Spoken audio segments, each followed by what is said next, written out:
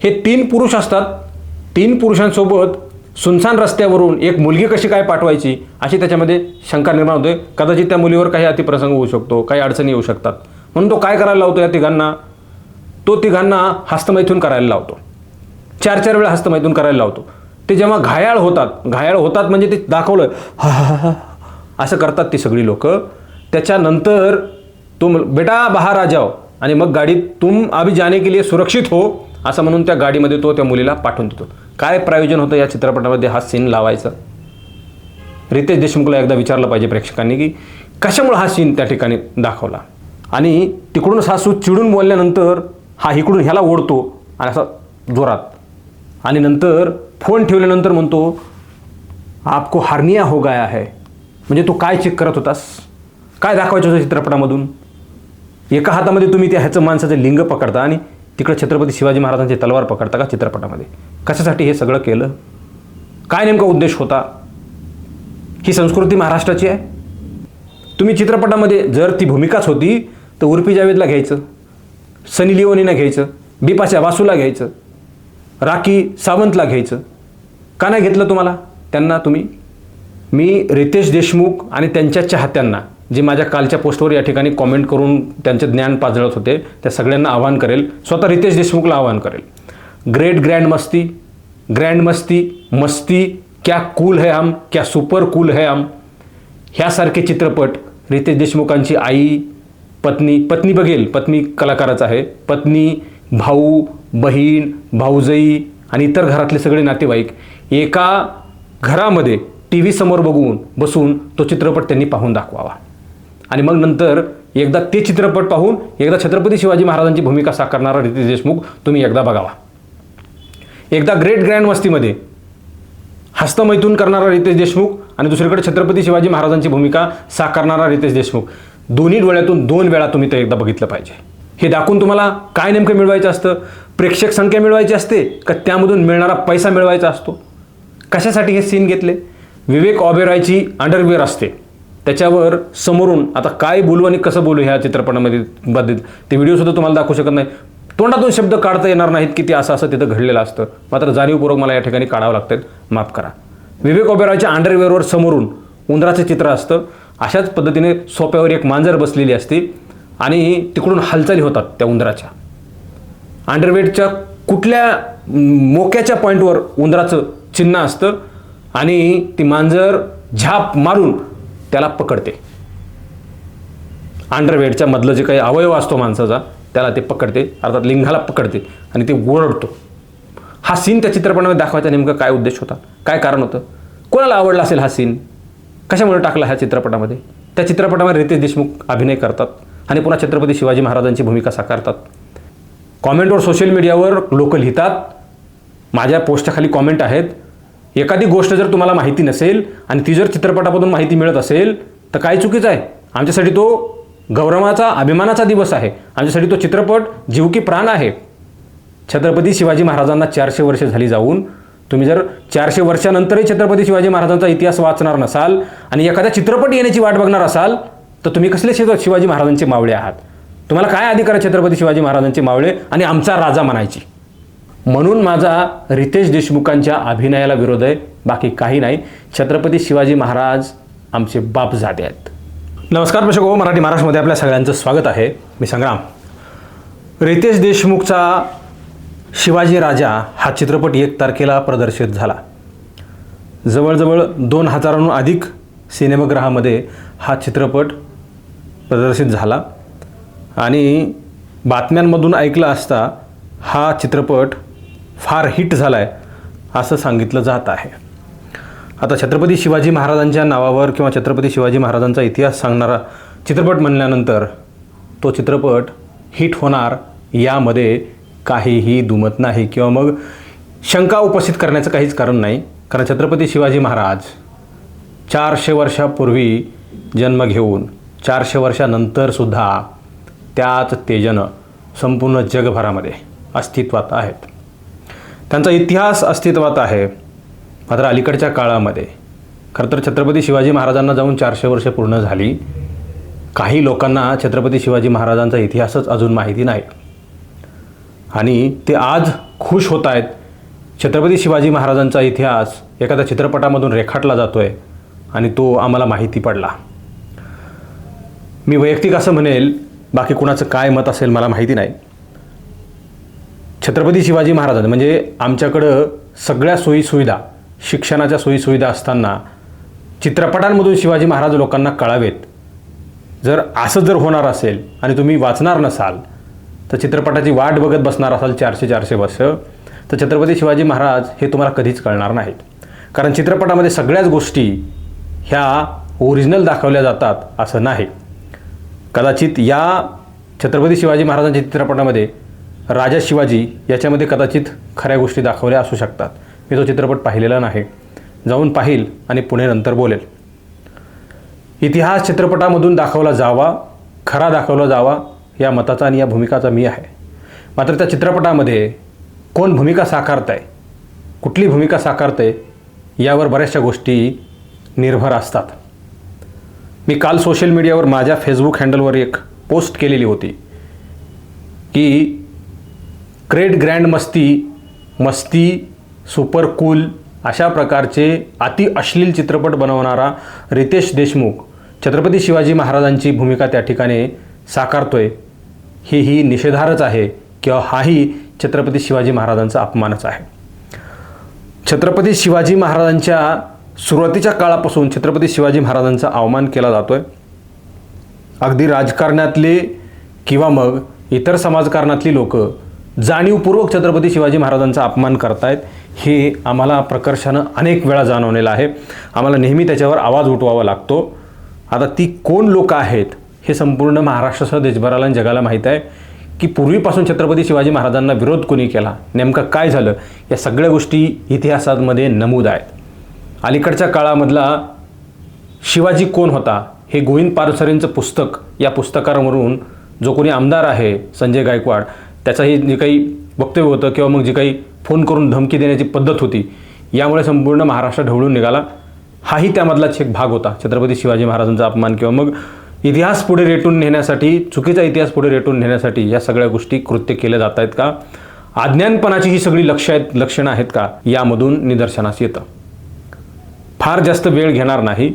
रितेश देशमुखनं जी काही छत्रपती शिवाजी महाराजांची भूमिका साकारलेली आहे त्यावर आक्षेप आहे. छत्रपती शिवाजी महाराजांच्या चित्रपटावर आक्षेप नाही आहे, त्यांच्यावर आक्षेप नाही आहे आणि त्यांच्यावर, त्यांच्या चित्रपटांवर, त्यांच्या इतिहासावर आक्षेप घेणारा मी कोणीच नाही आहे. माझी किंमतसुद्धा नाही आहे आणि लायकीसुद्धा नाही आहे, त्या स्तराचा मी नाही आहे. मात्र छत्रपती शिवाजी महाराजांचा इतिहास सांगून छत्रपती शिवाजी महाराजांची वैयक्तिक भूमिका चित्रपटामध्ये साकारणारा व्यक्ती हा आक्षेपार्ह आहे असं माझं वैयक्तिक मत आहे. कोणाचं त्याबद्दल मत असेल नसेल, माझ्या मतासोबत सगळे सहमती असतील असं अजिबात नाही. मी कुणालाही माझ्यासोबत गृहीत धरत नाही. माझं मत तुम्ही मान्य करा आणि मी म्हणतो तसंच खरं असं म्हणणारा मी कधीच व्यक्ती नाही. पहिल्यापासून तसं मी करत आलेलो नाही. आजचा कंडिशन अशी आहे की आजचा मुद्दा असा आहे, छत्रपती शिवाजी महाराजांचा रोल करणारा माणूस हा फार ट्रान्सपरंट, हा फार निथळ आणि पवित्र असला पाहिजे. पवित्र कसा असला पाहिजे म्हणजे तो कुठेतरी धुतल्यात तांदळाचा किंवा तो फार पारदर्शक म्हणजे गुन्हेगारी स्वरूपातला असा नसला पाहिजे असं नाही आहे. पवित्र कसा असला पाहिजे की ज्यांनी चित्रपट क्षेत्रामध्ये कारकीर्द ही फार चांगल्या पद्धतीनं निभावलेली आहे. खरं सांगायचं झालं तर रितेश देशमुखनं आत्तापर्यंतचे जे काही 1-2 चित्रपट जर सोडले तर 4 ते 5 चित्रपट अतिशय खालच्या दर्जाच्या अश्लील स्टोरीज असलेल्या चित्रपटामध्ये त्यांनी काम केलेलं आहे. अत्यंत घाण चित्रपट. आणि मी रितेश देशमुख आणि त्यांच्या चाहत्यांना, जे माझ्या कालच्या पोस्टवर या ठिकाणी कॉमेंट करून त्यांचे ज्ञान पाजळत होते, त्या सगळ्यांना आवाहन करेल, स्वतः रितेश देशमुखला आवाहन करेल, ग्रेट ग्रँड मस्ती क्या कूल है हम, क्या सुपर कूल है हम, ह्यासारखे चित्रपट रितेश देशमुखांची आई, पत्नी बघेल, पत्नी कलाकाराचा आहे, पत्नी, भाऊ, बहीण, भाऊजाई आणि इतर घरातले सगळे नातेवाईक एका घरामध्ये TV समोर बसून तो चित्रपट त्यांनी पाहून दाखवावा. आणि जर ते पाहून बाहेर येऊन काहीच प्रतिक्रिया देणार नसतील तर त्याला मी काहीच करू शकत नाही. मात्र त्या प्रेक्षकांनी, त्याच्या चाहत्यांनी सुद्धा मी सांगितलेल्या चित्रपटाची नावं आणि ते चित्रपट कुटुंबासोबत बघावेत. पती पत्नी बघू शकतात, कदाचित पती पत्नीसुद्धा बघणार नाहीत. बहीण भाऊ आई यांच्यासोबत बसून ते चित्रपट पाहावेत आणि मग नंतर एकदा ते चित्रपट पाहून एकदा छत्रपती शिवाजी महाराजांची भूमिका साकारणारा रितेश देशमुख तुम्ही एकदा बघावा. एकदा ग्रेट ग्रँड मस्तीमध्ये हस्तमैथून करणारा रितेश देशमुख आणि दुसरीकडे छत्रपती शिवाजी महाराजांची भूमिका साकारणारा रितेश देशमुख, दोन्ही डोळ्यातून 2 वेळा तुम्ही ते एकदा बघितलं पाहिजे. माझा आक्षेप रितेश देशमुखवर नाही आहे. रितेश देशमुखने मागच्या काळामध्ये जे चित्रपट केले त्याच्यावर आक्षेप आहे आणि त्याच्यानंतर छत्रपती शिवाजी महाराजांची भूमिका केली त्याच्यावर आक्षेप आहे. का आक्षेप आहे? ग्रेट ग्रँड मस्ती चित्रपटामध्ये तुम्ही जाऊन पहा. मी तो चित्रपट पाहिला आहे, एकच पाहिला तेवढा. आणि त्याच्यानंतर मी काल जेव्हा सर्च केलं तर त्या यादीमध्ये 5 चित्रपट मला अगदी तसेच शोधले. तो सीन सेन्सॉरनं कापलेला होता. कदाचित मी जेमिनायला विचारलं, ChatGPTला विचारलं, तिकडं सगळे जे काही सोर्सेस आहेत जे AIच्या माध्यमातून चित्रपट किंवा मग इतर गोष्टी आपल्याला शोधून देतात त्या सगळ्यांना विचारलं. त्यांनी मला फक्त नावं सांगितली ना, असा सीन कुठेही नाही असं सांगितलं. मात्र जेव्हा मी ग्रोकला विचारलं तेव्हा ग्रोकनं मला तो सीन व्हिडिओसहित लिंकसहित पाठवून दिला आणि मग मी तो माझ्या पोस्टच्या खाली त्या ठिकाणी टाकला. तो सीन काय आहे तो मी तुम्हाला इथं दाखवू शकत नाही कारण ते कॉपीराईटचा विषय आहे. मी तुम्हाला तो सीन वाचून सांगेल म्हणजे काय त्याच्यामध्ये घडत असतं. रितेश देशमुख, विवेक ओबेरॉय आणि आणखी काहीतरी नाव आहे त्या चित्रपटाच्या अभिनेत्याचं, हे तिघजण एका कारमधून जात असतात. रस्त्यात एक माणूस बंदूकधारी त्या ठिकाणी उभा असतो आणि तो बंदूकधारी बंदूक ह्यांच्यावर ताणून म्हणतो की तुम्हाला एका मुलीला सोबत घेऊन जावं लागणार आहे. त्यासाठी तो अगोदर त्यांना काय करायला होतं माहीत आहे का? हे 3 पुरुष असतात, 3 पुरुषांसोबत सुनसान रस्त्यावरून एक मुलगी कशी काय पाठवायची अशी त्याच्यामध्ये शंका निर्माण होते. कदाचित त्या मुलीवर काही अतिप्रसंग होऊ शकतो, काही अडचणी येऊ शकतात. म्हणून तो काय करायला लावतो या तिघांना? तो तिघांना हस्तमैथून करायला लावतो. 4 वेळा हस्तमैथून करायला लावतो. ते जेव्हा घायाळ होतात म्हणजे ते दाखवलं असं करतात ती सगळी लोक. त्याच्यानंतर तुम बेटा बाहेर आ जाओ आणि मग गाडीत तुम अभी जाने के लिए सुरक्षित हो असं म्हणून त्या गाडीमध्ये तो त्या मुलीला पाठवून देतो. काय प्रयोजन होतं या चित्रपटामध्ये हा सीन लावायचं? रितेश देशमुखला एकदा विचारलं पाहिजे प्रेक्षकांनी की कशामुळे हा सीन त्या ठिकाणी दाखवला, काय उद्देश होता? प्रेक्षक आकर्षित करायचे होते की नेमकं काय करायचं होतं? प्रेक्षक आकर्षित करायचेच असतील तर त्यासाठी अश्लील सीन करावे लागतात हे कोणी सांगितलं? रितेश देशमुखांचे ज्येष्ठ अभिनेते आहेत, त्यांचे दिग्दर्शक असे जुन्या काळातले. अहो ते या जगामध्ये नाही आहेत, ते गेल्यानंतर सुद्धा सगळे महाराष्ट्रात देश रडलेले अभिनेते आहेत. जरासाही पदर न ढोळ देणारे अभिनेत्री चित्रपट काढून गेल्यात आणि ते चित्रपट हिट आहेत. अलीकडच्या काळामध्ये नुसतं अंगप्रदर्शन आणि अश्लील सीन हे दाखवून तुम्हाला काय नेमकं मिळवायचं असतं? प्रेक्षक संख्या मिळवायची असते का त्यामधून मिळणारा पैसा मिळवायचा असतो? कशासाठी हे सीन घेतले? विवेक ओबेरॉयची अंडरवेअर असते, त्याच्यावर समोरून आता काय बोलू आणि कसं बोलू ह्या चित्रपटामध्ये बद्दल ते व्हिडिओसुद्धा तुम्हाला दाखवू शकत नाही. तोंडातून शब्द काढता येणार नाहीत की ते असं तिथं घडलेलं असतं. मात्र जाणीवपूर्वक मला या ठिकाणी काढावं लागतं, माफ करा. विवेक ओबेरॉयच्या अंडरवेअरवर समोरून उंदराचं चित्र असतं. अशाच पद्धतीने सोप्यावर एक मांजर बसलेली असते आणि तिकडून हालचाली होतात त्या उंदराच्या. अंडरवेअरच्या कुठल्या मोक्याच्या पॉईंटवर उंदराचं चिन्ह असतं आणि ती मांजर झाप मारून त्याला पकडते. अंडरवेअरच्या मधलं जे काही अवयव असतो माणसाचा त्याला ते पकडते, अर्थात लिंगाला पकडते आणि ते ओरडतो. हा सीन त्या चित्रपटामध्ये दाखवायचा नेमकं काय उद्देश होता, काय कारण होतं? कोणाला आवडला असेल हा सीन? कशामुळे टाकला ह्या चित्रपटामध्ये? त्या चित्रपटामध्ये रितेश देशमुख अभिनय करतात आणि पुन्हा छत्रपती शिवाजी महाराजांची भूमिका साकारतात. एक सीन मी काल माझ्या पोस्टच्या खाली टाकला. एक व्यक्ती या ठिकाणी येतो, पूर्णपणे उभा त्या ठिकाणी असतो. रितेश देशमुख डॉक्टर असतात आणि ते तपासतात हात घालून, असं काय झालं असं तपासतात. ते विचारतात काय झालंय. तिकडून त्याच्या बायकोचा फोन येतो आणि सासू बोलत असे या वगैरे, ते सगळं सीन आहे. आणि तिकडून रागावत बायको बोलते, सासू बोलते म्हणून हा तिकडून त्याचं धरून असं पिरगाळतोय आणि तिकडून सासू चिडून बोलल्यानंतर हा इकडून ह्याला ओढतो आणि असा जोरात, आणि नंतर फोन ठेवल्यानंतर म्हणतो आपको हार्निया हो गया है. म्हणजे तू काय चेक करत होतास, काय दाखवायचं होतं चित्रपटामधून? एका हातामध्ये तुम्ही त्या ह्याचं माणसाचं लिंग पकडता आणि तिकडे छत्रपती शिवाजी महाराजांची तलवार पकडता का चित्रपटामध्ये? कशासाठी हे सगळं केलं? काय नेमका उद्देश होता? ही संस्कृती महाराष्ट्राची आहे. लोक म्हणतात तो अभिनय आहे, तो कलाकार आहे, तो अभिनेता आहे. अरे मान्य आहे अभिनेता आहे, मग तुम्ही अभिनेता म्हणूनच होतं, तर अमोल कोल्हेंनी नथुराम गोडसेची भूमिका साकारायचं ठरवलेलं होतं. तेव्हा मात्र संपूर्ण महाराष्ट्र लोकांनी डोक्यावर घेतला. जर नथुरामाचं एखादं पात्र दाखवायचं असेल, गांधींच्या आयुष्यामधला काही प्रसंग दाखवायचा असेल, तर नथुरामाची भूमिका असेल की नाही चित्रपटामध्ये, आणि ती कुठल्या तरी व्यक्तीला करावीच लागेल ना. नथुरामचं समर्थन अजिबात नाही. मात्र भूमिकेबद्दल तुम्ही बोललात ना की तो अभिनय आहे, मग त्यांनी करायला पाहिजे. तो कलाकार आहे, त्याला कुठला जो रोल दिला जाईल तो त्यांनी केला पाहिजे, आणि तो करत आहे. रितेश सुद्धा तसंच करत आहे. मग अमोल कोल्हेच्या बाबतीमध्ये ही भूमिका तुम्हाला दिसली नाही. अमोल कोल्हेंना सगळ्यांनी ट्रोल केलं की ती भूमिका तुम्ही कसं काय केली. अगोदर तुम्ही छत्रपती शिवाजी महाराजांची भूमिका केली आणि नंतर तुम्ही आता हत्याऱ्या गोडसेंची भूमिका करतायत. यामुळे तुमचा निषेध, ते तुम्हाला तिथं निषेध करताना अमोल कोल्हेंची भूमिका आठवत नाही. इथे मात्र रितेश देशमुखांची तुम्हाला भूमिका आठवते. त्याने तिकडे काही अश्लील चाळे करू द्या, इकडे मात्र तो छत्रपती शिवाजी महाराजांची भूमिका साकारतोय आणि तो आमचा आहे म्हणून आम्ही त्याला डोक्यावर घेणार. हा छत्रपती शिवाजी महाराजांचा अपमान नाही आहे. तुम्ही काही तिकडे हस्तमैथून करून याल आणि छत्रपती शिवाजी महाराजांची भूमिका साकाराल, हा आक्षेपार्ह नाही आहे. हा छत्रपती शिवाजी महाराजांचा अपमान नाही आहे. काय संस्कृती आहे महाराष्ट्राची. पुन्हा पुन्हा सांगावं लागतंय की छत्रपती शिवाजी महाराजांची भूमिका साकारत असताना तो माणूस ट्रान्सपरंट असला पाहिजे. रितेश देशमुख वास्तवात आयुष्यामध्ये तसा नसेल आणि नसावा माझी अपेक्षा आहे. आणि जरी नसला तरी तुम्ही तशा प्रकारचे घाणेरडे चित्रपट काढून तुम्ही आता फार ट्रान्सपरंट होणार असाल, धुतल्या तांदळासारखे होणार असाल, तर ती भूमिका साकारताना छत्रपती शिवाजी महाराजांना मध्ये घ्यायचं काय कारण आहे. वेगळे काही मार्ग अवलंबा आणि तिथून पुन्हा धुतल्या तांदळासारखे व्हा.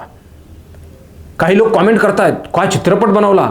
अहो चित्रपट बनवायला नाही, शिवाजी महाराजांचं कर्तृत्व आहे, कार्यकर्तृत्व आहे, त्याच्यावर चित्रपट बनवला म्हणजे आश्चर्याची काहीच गोष्ट नाही आहे. 400 वर्षापासून छत्रपती शिवाजी महाराज आजही जिवंत आहेत. तो जाज्वल्य इतिहास आहे. जगामधल्या कुठल्याही नकाशामध्ये कुठल्याही इतिहासामधून ते पुसलं जाऊ शकत नाही. राजा तसा होणे नाही आणि होणारही नाही. त्या राजाची जागा कुणीच घेऊ शकत नाही, ना चित्रपटामध्ये ना वास्तवामध्ये. चित्रपटामध्ये एखादी भूमिका तुम्ही साकारू शकता, मात्र तीही अशा प्रकारचे अश्लील चाळे करून येणाऱ्या लोकांनी ती भूमिका करू नये असं माझं वैयक्तिक मत आहे. माझ्या मताशी सगळे सहमत व्हावं असं अजिबात म्हणणं नाही आहे. काहीच कारण नव्हतं. विद्या बालनांना घेतलं. आता विद्या बालन कुठली भूमिका त्या ठिकाणी साकार करतायत मला माहीत नाही. विद्या बालनांचा द डर्टी चित्रपट पाहिला का. तोही मी पाहिला. डर्टी चित्रपटामध्ये नसरुद्दीन शहा आणि विद्या बालन यांचं ते अंथरुणातलं सगळं काही सीन होता. तो कसा सीन आहे तुम्हाला माहीत आहे का. कदाचित कोणाला माहीत नसेल. आणि मी जे चित्रपटांची रितेश देशमुखांची नावं घेतली, अहो तो चित्रपट बघण्यासारखाच नसेल तर तुम्ही कसा काय बघितला असेल. तुम्ही बघणारच नाही आहेत. कदाचित 4-2 लोकांनी पाहिले असेल तरी ते रेटून बोलतात, बोलू दे, हरकत नाही. माझा चित्रपटाला विरोध नाही आणि रितेश देशमुखला विरोध नाही. ती भूमिका छत्रपती शिवाजी महाराजांची त्यांनी केली म्हणून माझा विरोध आहे.